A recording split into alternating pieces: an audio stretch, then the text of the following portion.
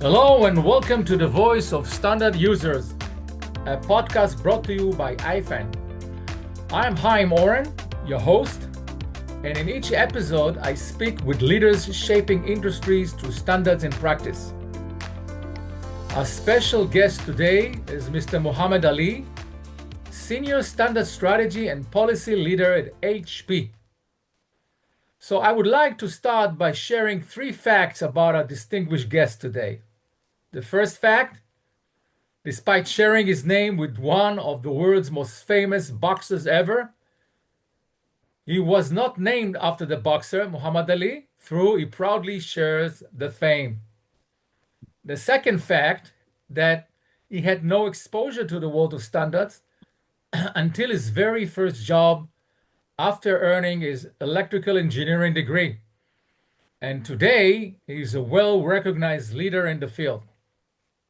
And the third fact, Ali lives in Virginia with his wife and their 2 children, a 7-year-old son and a 1-year-old daughter. So far, the facts are accurate, Ali? Yes, thank you. Thank you for having me. Sure. So it's a pleasure to introduce to you Ali Muhammad. Ali leads HP external standards engagement and plays an active role in shaping US and international standardization efforts. With experience across voluntary consensus standards development, conformity assessment, and emerging technologies, Ali brings both technical expertise and strategic insights to the global standards community. Ali, welcome to the iFund podcast. We are delighted to Thank, have you. thank you. Great. So let's start with the first question, Ali. If you could please briefly describe your role at HP and how it relates to standards. And can you mention how many standards you use in HP? Yeah, sure. Thank you. So at HP, like you mentioned in the bio, I lead our external standards engagement through the Industry Standards Program Office. We help HP participate strategically across a broad portfolio. Um, to give you some numbers, HP is a member of 50 plus external standards organizations, consortia, and forums. And our office basically makes sure that our engagement supports business priorities while managing legal, trade, and IP considerations. In my job, I also work with our government affairs and public policy teams to ensure that our public policy positions are aligned in terms of standards Right. on a number of topics, which includes, AI, privacy, security, and then last but not least, I also mentor and train our internal experts to ensure that they remain effective and along with, working with our business units to integrate standards into the business strategies. Now, you also asked me about how many standards you use in HP, which is Exactly. which is a difficult question to answer. But Roughly. in Yeah. yeah, in terms of usage, we do use a lot of standards for different product services and solution. But to give you an idea, if you take an example of a standalone PC, it can generally have more than 250 technical standards implemented. Wow. Okay. And really a design approach based on these common technical standards has many benefits that allows you to includes components from different providers to be used interchangeably to simplify connectivity and really to guarantee our users a safe and environmental compatibility product. So just to give you a little examples of some of the well-known standards that we implement in a PC, for example, includes, like, for example, JEDEC for building hardware components, or Uh-huh. PCI to interconnect heterogeneous cards, or, Mm, Wi-Fi from IEEE. right. And that just kind of gives you an idea of the complexity of the standardization environment that a product has to go through in order to get into the marketplace. Right. So you consider to be a heavy user of standards, right? Yes, absolutely. Great. Okay, so from HP perspective, why are international standards essential for global technology markets? Yeah, great question. I mean, international standards are essential because they reduce fragmentation and it makes it easier to scale technology globally. So for our company, where we have uh, distributing products globally, it it makes the compliance burden easier for us to be able to comply with one standard, Mm, instead of re-engineering products, by market, and and uh, we can use the same test that we do, for example, in US versus the test that we do in India, let's say, to consistently to really demonstrate the consistent performance, safety, and interoperability worldwide. And it really, this whole strategy of using the international standards supports that market access feature that I spoke to you earlier in the first question. But additionally, the international standards also are important because they are developed using the World Trade Organization TBT principles of international standards, which right. includes transparency, openness, impartiality and consensus, effectiveness and relevance, coherence, and development of dimension. And these principles really ensure that gives us the confidence in the standards development process, and hence the quality of the standards that are published by international standards development organizations. Right. Very good. So, moving to the next question, we're operating today in a fast-moving technology markets. Standards can feel slow. How does HP ensure that standards accelerate innovation rather than constraining or stalling it? Yeah, we incorporate standards much earlier in the product life cycle rather than Hmm. considering standards after the fact, and that's what enables us to be ahead of the curve. Really, um, standards should really be considered as part of the business strategy, right? Standards are more than just technical tools. We really consider standards as business tools that Oh. can help shape Hmm. standards, that can help shape our products, as well as enable innovation. So one of the ways we do that is by using standards landscapes, or using internal strategic sessions on where we should be participating and how we should be participating. So we have internal steering committees on focus areas. We also have internal standards community of interest where all the experts participating in those 50 organizations come together to share best practices. Right. So in that way, you can accelerate innovation in HP. Absolutely. Yes. Okay. So can you share, Ali, one concrete example where standards delivered clear value for HP and its customers? Yeah, I can share one example where, let's say if we go back to 2011, we were hearing from our customers that they need to be able to print and scan from smartphones, because smartphones really became central to how people work. Everybody was using it. Everybody was really Right.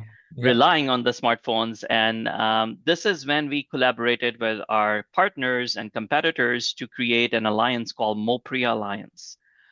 And we created a specification that reduced that fragmentation across the market, and allowed uh, uh, any printer to be able to connect to any cell phone and I see. be able to print To and print. scan, and use that seamlessly. So for HP and our customers, the value was clear, which was that improve interoperability and a simpler user experience while expanding market access. So additionally, by participating in MOPRI Alliance, we not just wrote that uh, specification, but we also created a certification program, which I helped see. build user trust and consistency across implementation. So if you look at it now, we have millions of devices that are certified to MOPRIA specification, Wow. and Right. really the power to standards and how they enable innovation. Absolutely. This is very impressive case. Well, in today's standards environment, do you think today's standards sufficiently reflect the needs of users and implementers? How could this be improved? I think so. I mean, I think, in many of our mature areas that have been there for a long time, standards do a solid job. We have robust participation from users community in those communities, and of course, standards decisions are based on consensus, and that is what is reflected in the final published copy of the standards, and that's how they become market relevance. Hmm. But user and implementation needs are evolving faster than the traditional standard cycle, Yes. especially with AI and digitalization. So in my perspective, standards outcome improve when we lower the participation barriers for example, for SMEs, for under-resourced stakeholders, because really these gaps in representation can translate to real world gaps in implementation. So, Right. that's something that we, as industry participants, as DO participants, as government participants, needs to look at holistically as to where we need, more resources, more voices in the standards development arena. Right. So there won't be any gaps in the market afterwards. Correct. So can you explain why is it important for leading companies like HP to actively participate in standard development and not just apply standards? Hmm. Yeah, yeah. Like I said earlier, that standards are more than our technical tools, right? They are really part of our business strategy. So, and really implementing that strategy means that participating in standards, where it makes sense. So the way I consider standards participation is that standards are really a bridge between the market and the technology, and whoever controls that bridge controls the future. So if you show Mm, up only after the fact, you are really in a reactive posture, right? So you may face unnecessarily right. compliance Yeah. burden, or even miss key requirements, or have to force to absorb avoidable risk. So really the benefits of engaging early, participating in standards means that you gain competitive advantage, or in some cases, even avoid a competitive disadvantage. Mm, Ability for you to shape standards, for you to reduce compliance burden for your organization, and then overall faster time to market and reducing the overall cost of doing business. right. Okay. So, we are living today in the age of digitalization and AI. So, how can standards remain relevant without slowing the pace of innovation? Because, as you said before, standards seems to be a little bit slower than the developments Hmm. in the market. Yeah. Well, and that's for a reason. I think the standards development life cycle is there to ensure that we can produce robust standards that are market relevant and also take into account the consensus that goes into developing that standard. So yes, in some cases, standards could be standards Slow. development process. Uh, but with your question that you just mentioned, one thing is clear that the future of standards is indeed digital, and for standards to stay relevant, they need to be, more iterative, more implementation friendly, more digital, Mm, which means that, we need to be able to use standards in a modular way in as data rather than just PDF copies. They need to be machine consumable, right, and they need to be able to, you know, uh, connect standards with internal workflows, the test suites, or a reference artifact. So implementers can really innovate on top of the foundation. right. Yeah. Okay. So, how should organization build a standards-ready workforce, Great in your question. opinion? And as you can imagine, this is a question that is close to my heart, being the chair of the IFAN Working Group 16 on standards education. Yes, yes, In my view, a sustainable standards ecosystem really needs a standards-ready workforce. right, And standards ecosystem, as you said earlier, is moving very fast. With AI and quantum and these kind of emerging technologies, having more consortia and forums popping up, the geopolitical environment that we are in, the retirements of our experienced experts that are all increasing the need to train our next generation and really create that standards ready workforce. And what does that really mean?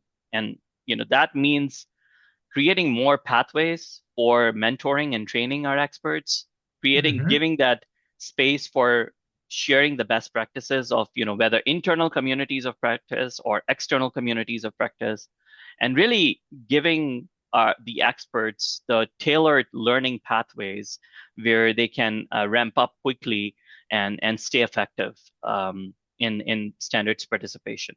right. And this is where AI can be very beneficial because building Absolutely. building a case study, a case library, and accelerate the learning curve of an employee. Yes, absolutely. In fact, I can share one example from the organization that I participate in, ISO IEC JTC1, which Yeah, is the Joint Technical Committee for Information and Communication Technology. And there is a lot that goes on in that community, from creating standards for AI to creating standards for biometrics to creating standards for security. And it's really difficult for someone who's new to that community to get up to date on what's going on in all of those communities.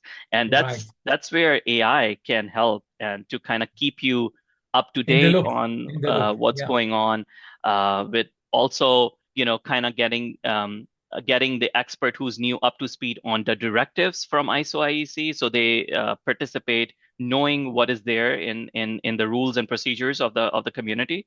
So, AI has a lot of potential to help in standards development area. right. Okay. So, Ali, what advice would you give to organizations that see standards as complex, burdensome, and time consuming?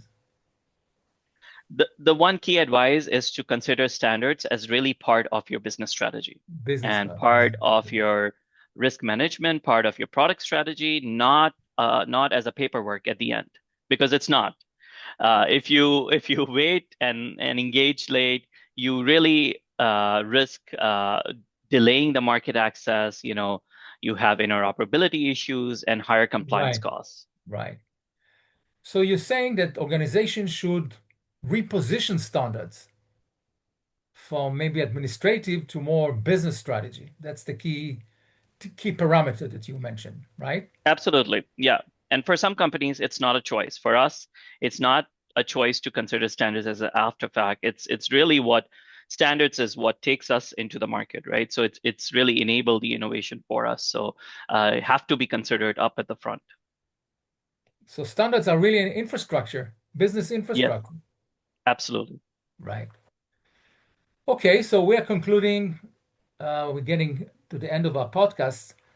And I wanted to ask you, how can IFAN better support standards users globally?